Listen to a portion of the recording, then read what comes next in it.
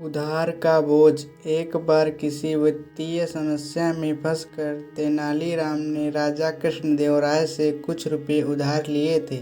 समय बीतता गया और पैसे वापस करने का समय भी निकट आ गया, परंतु तेनाली के पास पैसे वापस लौटाने का कोई प्रबंध नहीं हो पाया था। सो उसने उधार चुकाने से बचने के लिए एक योजना बनाई। एक दिन राजा को तेनालीराम की पत्नी की ओर से एक पत्र मिला।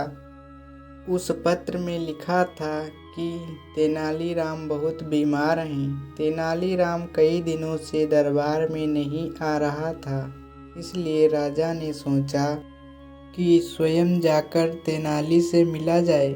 साथ ही राजा को भी संदेह हुआ कि कहीं उधार से बचने के लिए तेनालीराम की कोई योजना तो नहीं है। राजा तेनालीराम के घर पहुँचे।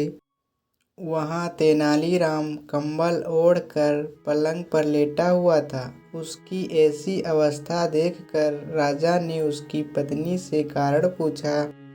वह बोली, महाराज, इनके दिल पर आपके दिए हुए यह उधार का बोझ है। यही चिंता इन्हें अंदर ही अंदर खाए जा रही है और शायद इसी कारण ये बीमार हो गए हैं। राजा ने तेनाली को सांत्वना दी और कहा, तेनाली, तुम परेशान मत हो। तुम मेरा उधार चुकाने के लिए नहीं बंधे हुए हो। चिंता छोड़ो और शीघ्र स्वस्थ हो जाओ। यह सुन तेनालीराम पलंग से कूद पड़ा और हंसते हुए बोला, महाराज, धन्यवाद।